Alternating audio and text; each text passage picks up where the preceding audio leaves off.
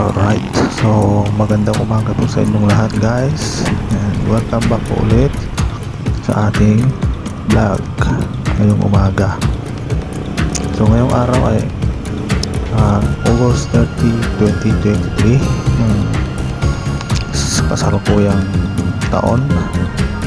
So bali kagagaling pala natin sa ating duty guys, at syempre pauwi na tayo sa Tres Martires, Cavite. So ang duty ko pala guys sa dito ako sa Carmona naka-sign ngayon. So medyo may kalayuan siya, pero kahit pa paano natitiis naman natin mga guys.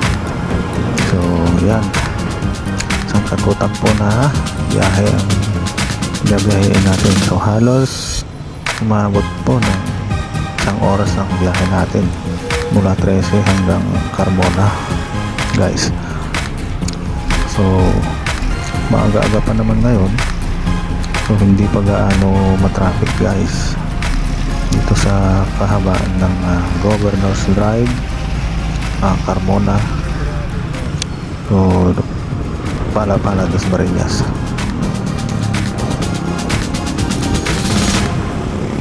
So ngayon lang ulit na naman tayo nakakapag video mga guys, kasi nga busy tayo sa ating trabaho. Hindi na kasi katulad nung dati kong duty sa JS Steel ay straightan po kami doon 24 hours duty. So dito sa duty ko dito sa Carmona guys ay 12 hours na lang po ang aming duty. So medyo nakakapagod kasi konti na lang po yung pahinga. So yan, shout out nga pala sa lahat ng mga kasamahan ko sa Seihan, Carmona, sila OIC Batad, si SG Balulong, SG Saliba, at SG Chanko, SG Buragod, SG Herpasio. So bali siya po yung kasama kong bago lamang sa Seihan company yung sa Carmona.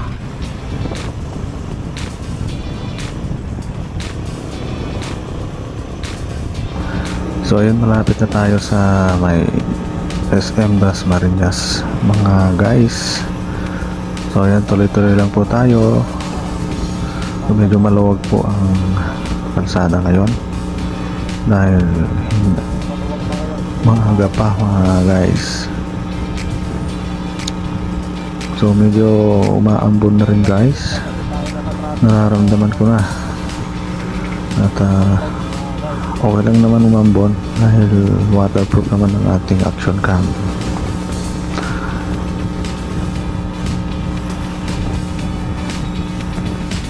So kaninang nasa GMA Cavite tayo ay okay pa, wala pang ambon mga guys.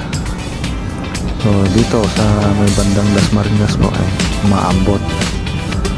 So kailangan tuloy-tuloy natin guys, kasi para maaga tayo makarating sa Tres Martires. So ingat-ingat lang po tayo guys sa pagdadrive kasi nga madulas ang kalsada. So baka po tayo sumimplang charot. Joke lang, sana po huwag naman.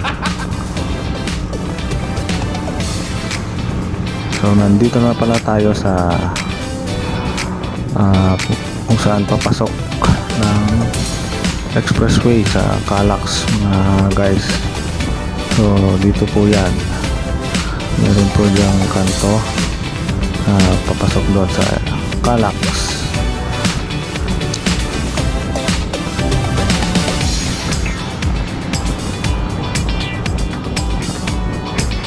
So anyway mga guys, gusto ko nga palang i-shout out sila Jennifer Pagantata Mariano from Isabela, at Just Mark Tolentino Menjoro, shout out sa'yo.